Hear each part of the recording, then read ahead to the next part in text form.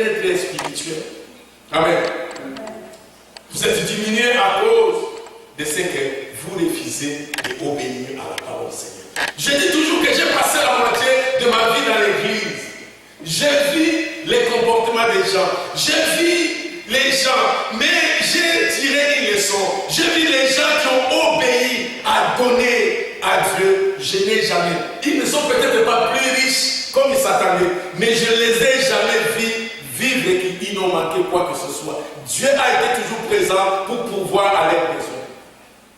Amen. Amen. Amen. Amen. Amen. Pardon?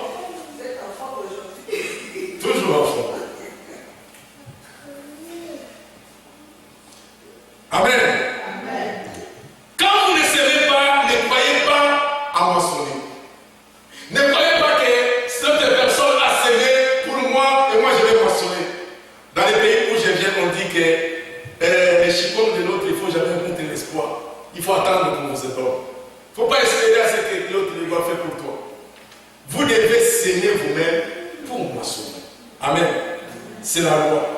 De même, si vous ne travaillez pas, vous ne devez pas croire que Dieu va faire un miracle. Les jeter, il va mettre de l'argent dans votre compte. Ne gênez pas pendant 3 jours à sécurité. Je n'ai pas travaillé. Cette semaine, je ne suis pas allé au travail, Seigneur, mais parce que j'étais occupé. Mais Dieu touche mon patron dans le nom de Jésus. Il met de l'argent dans mon compte. Dieu, dans le nom de Jésus. Non, Dieu ne me donne pas l'argent. Parce que vous n'avez pas travaillé. Dieu obéit sa parole. Au ciel de ton front, tu mangeras ton pain.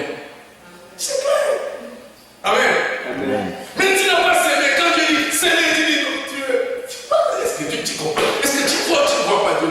Moi, je vois, je comprends, mais j'aimerais que tu fasses une chose. Tu me mets à l'épreuve et tu verras si je ne vais pas ouvrir pour toi les éclipses dessus. Quand nous regardons ces choses, nous regardons avec nos yeux en tant qu'humains, nous regardons. Dieu va pouvoir. Dieu va pouvoir. Comment il va faire? Non, mais donner l'argent, mais c'est impossible. Non. Non, regarde. Amen. Amen. Dieu veut que vous soyez un partenaire pour lui. Dieu veut être votre partenaire. Dieu veut être votre partenaire. Dieu veut devenir votre partenaire pour vous soutenir, pour pourvoir à votre besoin. Voilà ce qu'il dit. Le plus grand découvert que j'ai découvert moi, comme chrétien, comme serviteur de Dieu, et aujourd'hui 27 ans, je vais célébrer le 30 ans, quand j'aurai 30 ans, dans le Seigneur Jésus. C'est le jour que j'ai fait une grande fête. Ce n'est pas le jour de 50 ans. Les gens font l'anniversaire. Mais célébrer ton anniversaire, le nombre d'années que tu es chrétien, c'est plus que le nombre d'années que tu es né sur cette terre. Amen. Pendant 27 ans, j'ai découvert, je fais un plus grand découvert. Le plus grand découvert que j'ai fait, que c'est lui qui plante l'argent pour l'œuvre de Dieu doit récolter. Nous allons lire 2 Corinthiens chapitre 5. 2 Corinthiens chapitre 5, verset 17 à 20. Si quelqu'un est en Christ, il est une nouvelle créature.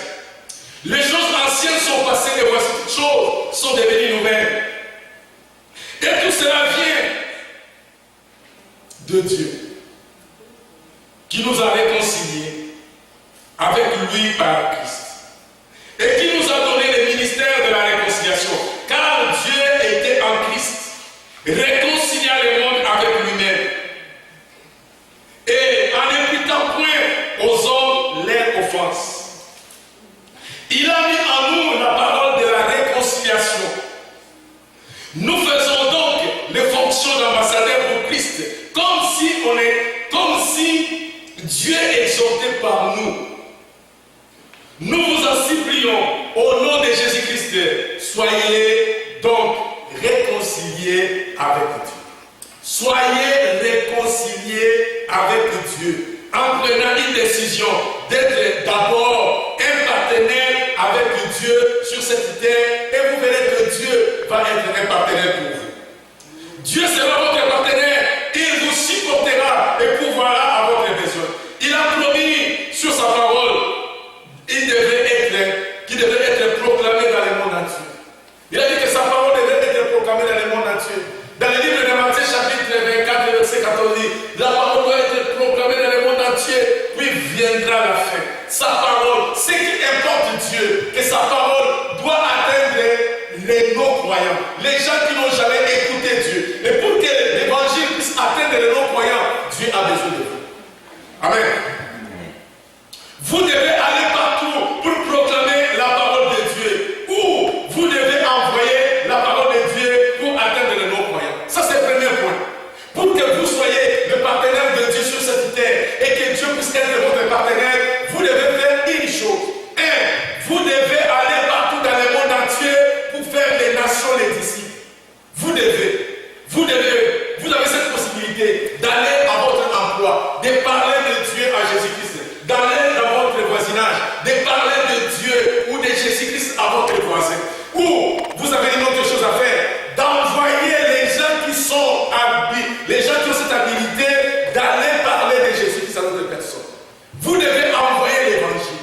Ou encore, vous devez faire autre chose. Vous devez envoyer l'évangile et vous-même, vous devez accompagner aussi l'évangile.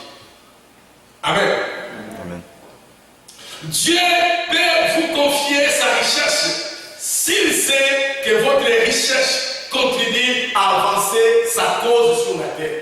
Dieu peut vous bénir s'il sait que vous pouvez prendre votre argent pour dire à quelqu'un, parle de Dieu et que le monde puisse comprendre que Jésus est venu dans ce monde.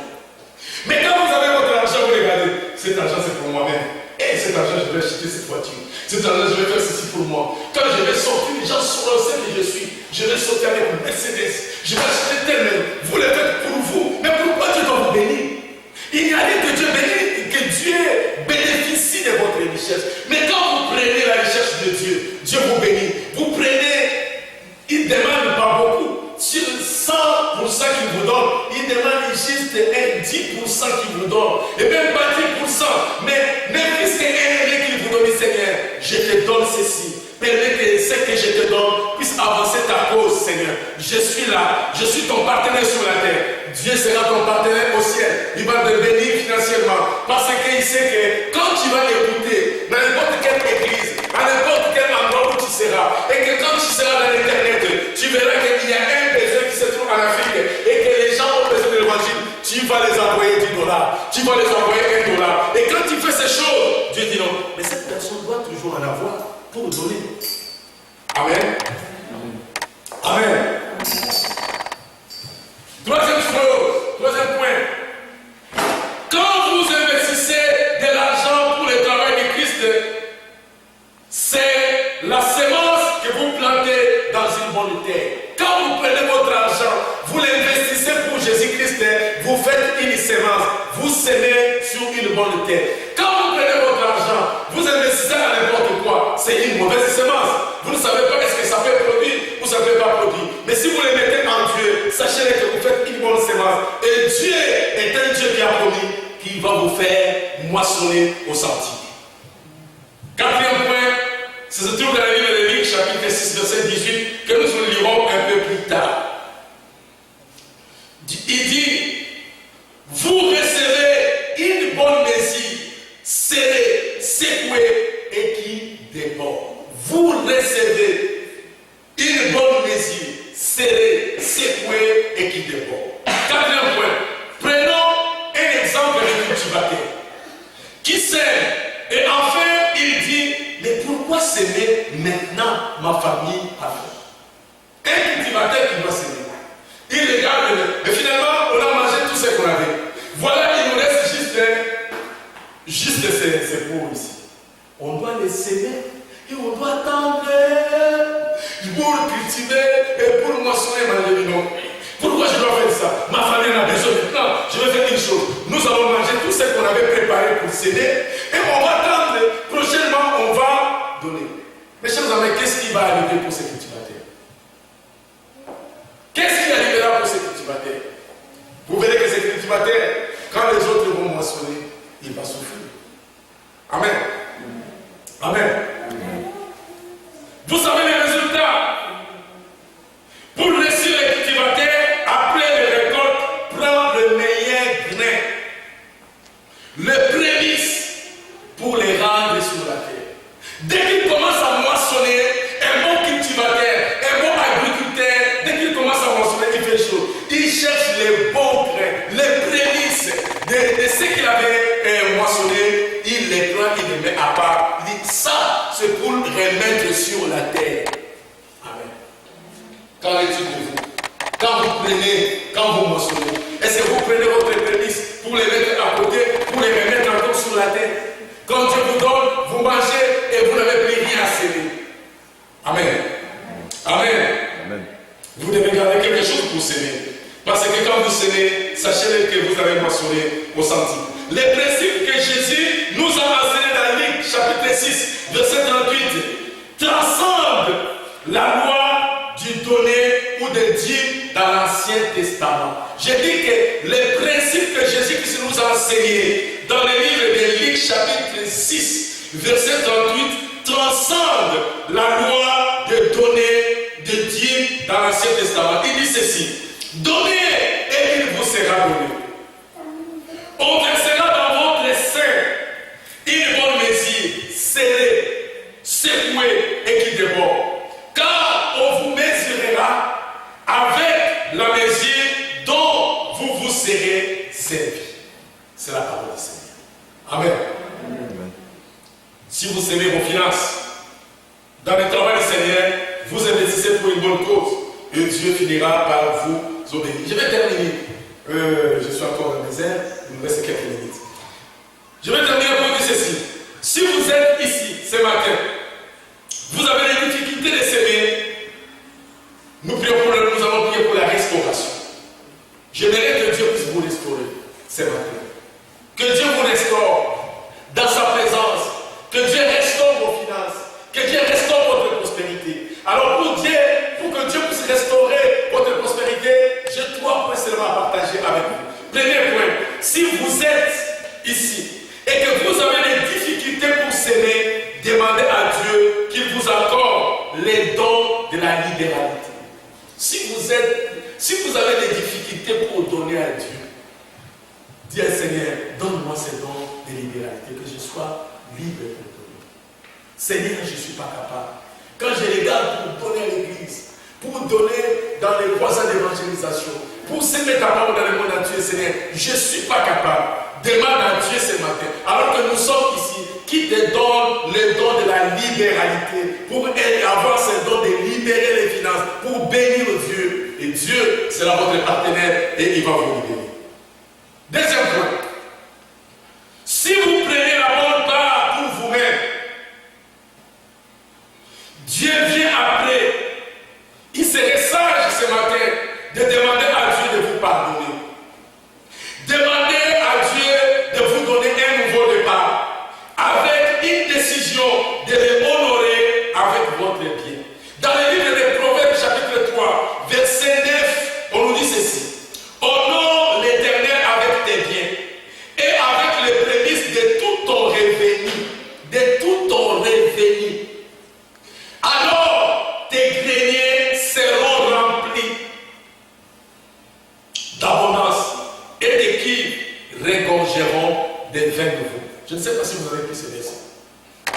Proverbe chapitre 3, verset 9, il dit: honore l'Éternel avec tes biens, avec les prémices de tout ton revenu. On ne dit pas de ton revenu, de tout ton revenu.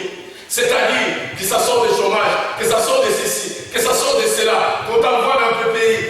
Avec tout ton revenu, la Bible dit: honore l'Éternel avec tout ton revenu. Alors, tes greniers seront remplis d'abondance et tes quilles regorgeront de mou. Je vais terminer. Troisième point, priez et prenez une décision maintenant de s'aimer dans l'œuvre du Seigneur pour gagner les âmes. Amen. Prenez la décision de donner. Et si vous êtes ici, vous donnez. Priez que Dieu vous bénisse. Amen. Demandez à Dieu de vous bénir financièrement. Ne pensez pas que si vous êtes en prière pour dire: Seigneur, je veux que tu puisses me bénir financièrement, c'est un péché. Non. Demande à Dieu. La Bible dit: qui de vous, si son enfant lui demande du pain, lui donnera-t-il une pierre? Tu demandes des poissons, lui donnera-t-il un serpent? Si vous qui êtes mauvais, vous savez donner de bonnes choses à vos enfants, à combien plus votre raison, votre Père demande, donnera-t-il de bonnes choses à ceux qui demandent? Demandez à Dieu de vous bénir financièrement. S'il faut gêner, demandez à Dieu, je veux que tu me bénisses financièrement. Et quand tu me béniras, Seigneur, je vais te donner. Ne dis pas que Seigneur, bénis-moi et puis je vais te donner. Non. Si tu es ici, tu donnes déjà. Demande à Dieu de te donner ce que tu avais déjà signé. Amen. Est-ce que vous êtes là? Amen. Amen. Si vous êtes ici, que vous semez dans l'œuvre du Seigneur, demandez à Dieu de vous redonner ce que vous avez signé. Vous devez moissonner. Vous ne devez pas continuer seulement à donner, et vous ne recevez pas. Non, demandez Seigneur, je sais, je vais moissonner. Je vais moissonner, Seigneur. C'est que je sais. Demandez à Dieu de vous bénir et il vous bénira. Parce que Dieu ne peut pas avoir la dette d'un être humain. Amen. Sur ce, dans les 5 minutes qui nous restent, nous allons nous mettre debout et nous allons